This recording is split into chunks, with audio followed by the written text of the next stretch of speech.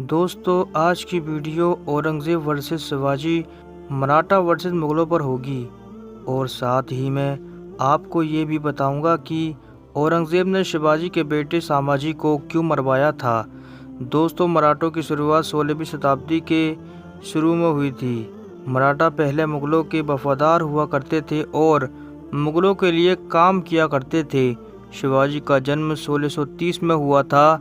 रायगढ़ यानी आज के महाराष्ट्र या मुंबई के आसपास का एरिया मराठों का गढ़ हुआ करता था। मराठों और मुग़लों की जंग शुरू होती है 1656 के आसपास। इस वक्त मुग़ल सल्तनत का बादशाह शाहजहां थे। 1656 में शिवाजी की स्थिति काफ़ी मजबूत थी। कई किले और छोटी मोटी रियासतें शिवाजी ने जीत लिए थे। फिर 1656 में शिवाजी ओवर कॉन्फिडेंस में आकर मुग़ल सल्तनत के शहर अहमदनगर पर हमला कर दिया और ये हमला मुग़लों को खुला चैलेंज था। मगर इस वक्त मुग़ल सल्तनत में उठापटक चल रही थी। शाहजहां बीमार पड़े होते हैं और उनके चारों बेटे गद्दी के लिए आपस में लड़ रहे होते हैं। इसी बात का फ़ायदा उठाकर बीजापुर और गोलकुंडा रियासतें मुग़ल सल्तनत से आज़ाद हो जाती हैं और दोनों रियासतें शिया रियासतें थीं। शिवाजी भी मौका पाकर इन शिया रियासतों के साथ मिल जाता है। मगर 1658 में जब औरंगज़ेब मुग़ल सल्तनत का बादशाह बनता है तो वो सीधा बीजापुर और गोलकुंडा रियासतों को सबक सिखाने की ठानता है। औरंगज़ेब अपने मामा शाहिस्ता खान को इस अभियान के लिए दक्कन का सूबेदार बनाकर दक्षिण में भेजता है। हिंदुत्ववादी लोग कहते हैं कि औरंगज़ेब शिवाजी से डर गया था, इसलिए उसने शाहिस्ता खान को भेजा था। यह बिना वजह शिवाजी को महान बनाने के लिए बोला गया झूठ था। उस वक्त औरंगज़ेब को ये तक पता नहीं था कि शिवाजी है कौन। शाहिस्ता खान जब दक्षिण पहुंच जाते हैं तब उनका सामना शिवाजी से होता है।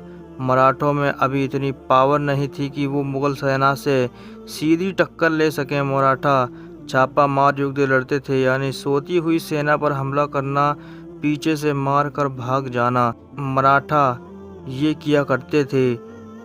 शाहिस्ता खान ने मराठों को काफ़ी नुकसान पहुंचाया था, यहाँ तक कि उन्होंने शिवाजी के उस लाल महल को भी फतेह कर लिया था जहां शिवाजी रहा करता था। सन 1663 में एक बार शाहिस्ता खान इसी लाल महल में सो रहे थे कि अचानक शिवाजी अपने 400-500 सैनिकों के साथ आधी रात को महल पर हमला कर देता है। इस हमले में मराठों ने औरतों, बच्चों समेत सैकड़ों लोगों को मौत के घाट उतार दिया था। शिवाजी किसी तरह शाहिस्ता खान के कमरे में पहुंच गया और शाहिस्ता खान पर हमला कर देता है, जिसमें शाहिस्ता खान काफ़ी घायल हो जाते हैं, मगर वो किसी तरह वहां से बच निकलते हैं। दोस्तों, अगर इसी तरह का हमला कोई मुग़ल बादशाह करे तो ये लोग कहते हैं कि मुग़ल कायर होते हैं, डरपोक होते हैं, जो रात को निहत्थे लोगों पर हमला किया करते हैं। मुग़लों में सामने से लड़ने की हिम्मत नहीं होती। मगर अब देखिए, शिवाजी ने भी आधी रात को निहत्थे लोगों पर हमला किया। शिवाजी को भी कायर, डरपोक और धोखे से हमला करने वाला कहना चाहिए। दोस्तों, शाहिस्ता खान ने मराठों को काफ़ी हद तक कमज़ोर कर दिया था।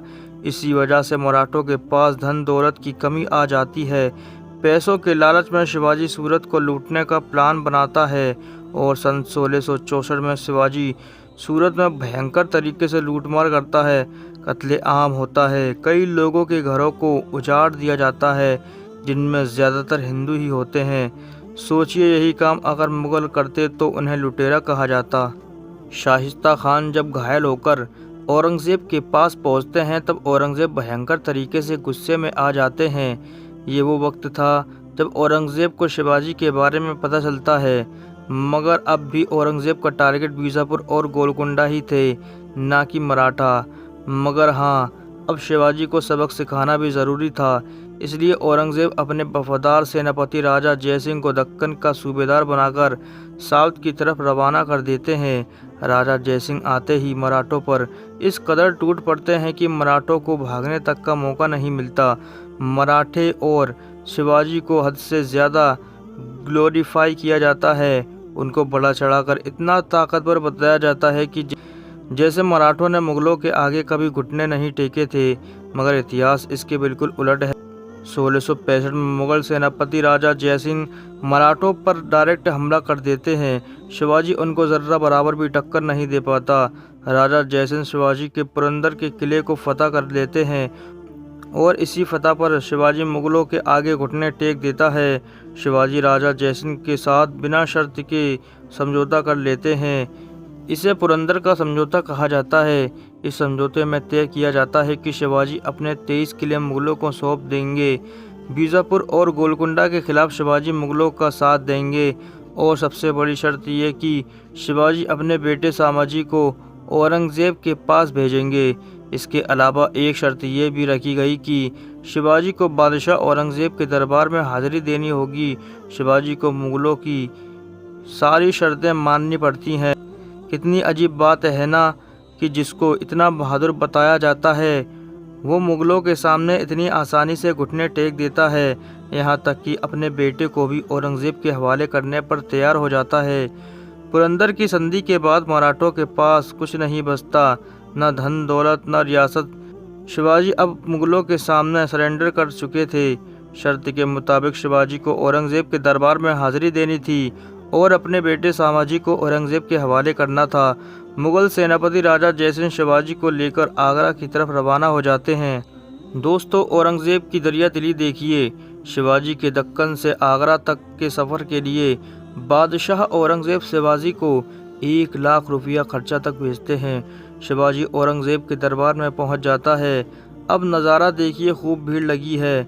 कई सारी रियासतों के राजा महाराजा भी बादशाह औरंगजेब के सामने हाजिरी देने के लिए खड़े हैं। दस्तूर के मुताबिक शिवाजी ने औरंगजेब के सामने झुककर 3 बार सलाम करता है। चूँकि बादशाह औरंगजेब के सामने शिवाजी एक छोटी सी रियासत का हारा हुआ राजा था, इसलिए बादशाह औरंगजेब शिवाजी पर ज़्यादा तवज्जो नहीं देते और शिवाजी को काफ़ी राजाओं के साथ बिल्कुल पीछे खड़ा कर देते हैं। औरंगजेब का यह बर्ताव शिवाजी को गुस्सा दिला देता है और शिवाजी वही दरबार में चिल्लाने लगते हैं कि मेरे साथ ऐसा बर्ताव क्यों, मैं एक राजा हूँ ना कि कोई मनसबदार। शिवाजी की इस गुस्ताखी की वजह से उनको गिरफ्तार कर लिया जाता है। मगर दोस्तों, कुछ ही महीनों में शिवाजी मुगलों को चकमा देकर फरार हो जाते हैं और सीधा दक्कन पहुंच जाते हैं। अब तक शिवाजी के दिल में औरंगजेब का खौफ बैठ चुका था, इसलिए दक्कन पहुंचते ही शिवाजी बादशाह औरंगजेब को ख़त लिखते हैं कि मुझे माफ़ कर दीजिए, मैं आगे से ऐसी गलती नहीं करूंगा, यानी मुगलों से लड़ने की कोशिश नहीं करूंगा। बादशाह औरंगजेब भी शिवाजी को माफ़ कर देते हैं और शिवाजी को आज़ाद हुक्मरान मान लेते हैं। यहाँ तक कि शिवाजी को राजा की उपाधि भी देते हैं, क्योंकि दोस्तों शिवाजी बादशाह औरंगजेब के लिए कोई बड़ी चुनौती नहीं थे। अगर ऐसा होता तो औरंगजेब उनको आज़ाद हुक्मरान और राजा की उपाधि नहीं देते। कुछ साल तो शिवाजी शांति से बैठे रहते हैं, मगर फिर सन 1670 में शिवाजी फिर से सूरत में ज़बरदस्त लूटमार मचाते हैं। काट मार की जाती है और साथ में शिवाजी मुगलों के साथ की गई पुरंदर की संधि का भी उल्लंघन करते हैं, यानी शिवाजी ने औरंगजेब के साथ वादा खिलाफी की थी। 1680 तक मराठों और मुगलों में छोटी मोटी भिड़ंत जारी रहती है। कभी मराठा मुगलों को पीछे ढकेलते हैं तो कभी मुगल मराठों को। फिर सन 1680 में शिवाजी को साजिश के तहत उनके ही घर वालों ने, गालिबन उनकी पत्नी ने, जहर देकर मार डाला। दोस्तों, औरंगजेब ने शिवाजी के बेटे संभाजी को क्यों मरवा दिया था? दोस्तों, पुरंदर की संधि के तहत शिवाजी ने अपने बेटे संभाजी को औरंगजेब के हवाले कर दिया था। औरंगजेब ने संभाजी को औरंगाबाद में 5000 घोड़ों का मनसबदार बना दिया। 1680 में शिवाजी की मौत होते ही मराठा रियासत बिखरने लगी, इसलिए संभाजी मुगलों से निकलकर मराठों में वापस जा मिले और राजगद्दी अपने नाम कर ली। सन 1681 में औरंगजेब का बेटा औरंगजेब के खिलाफ बगावत कर देता है और भागकर संभाजी के पास पहुंच जाता है। संभाजी औरंगजेब के बेटे को उसके हवाले करने के बजाय उसकी उल्टी मदद करते हैं और उसकी बगावत को और हवा देते हैं। बादशाह औरंगजेब अपने बेटे के पीछे पीछे आगरा से दक्कन आ पहुंचते हैं। कुछ सालों तक औरंगजेब अपने बेटे से ध्यान हटाकर बीजापुर और गोलकुंडा को जीतने पर ध्यान लगाते हैं और सन 1686 और 87 में दोनों रियासत को जीतकर मुगल सल्तनत में मिला लेते हैं। अब बारी आती है औरंगजेब के बागी बेटे की मदद करने वाले संभाजी की, क्योंकि दोस्तों मराठा कभी भी मुगलों से सीधी टक्कर नहीं लेते थे। वो गोरिल्ला वार के तहत ही छुप छुप कर मुगलों को नुकसान पहुंचाया करते थे। इसी गोरिल्ला वार में एक दिन संभाजी मुगलों के हत्थे चढ़ जाते हैं। संभाजी को पकड़कर बादशाह औरंगजेब के सामने पेश किया जाता है। दोस्तों, मराठे शिवाजी और संभाजी को महान और मुसलमानों से लड़ने वाले वीर हिंदू योद्धा बताने के लिए बहुत बड़े बड़े झूठ और बिना सबूतों की कहानियां गढ़ी गईं, जिनमें एक कहानी ये थी कि औरंगजेब ने संभाजी से कहा कि इस्लाम कबूल कर लो तो तुम्हें बख्श दिया जाएगा, मगर संभाजी ने इस्लाम कबूल नहीं किया। इसलिए औरंगजेब ने संभाजी के टुकड़े टुकड़े करवाकर उनको मौत के घाट उतार दिया। ये एकदम झूठी कहानी है। अगर औरंगजेब को संभाजी को ज़बरदस्ती इस्लाम ही कबूल करवाना होता तो जब शिवाजी अपने बेटे संभाजी को औरंगजेब के पास छोड़कर गए थे तब संभाजी महज 9 साल के बच्चे थे। औरंगजेब चाहते तो संभाजी को ज़बरदस्ती मुसलमान बना सकते थे, मगर उन्होंने ऐसा नहीं किया। यहाँ तक कि संभाजी कई सालों तक मुगलों के अंडर काम करते रहे, फिर भी उनको इस्लाम कबूल करने के लिए नहीं कहा गया। दूसरी बात यह कि औरंगजेब इतना कमज़ोर बादशाह नहीं था कि जो अपने अवाम के कातिल और मुग़ल सल्तनत को नुकसान पहुंचाने वाले को महज इस्लाम अपनाने पर छोड़ दे। दरअसल संभाजी को बाकायदा मुग़ल अदालत में पेश किया गया था।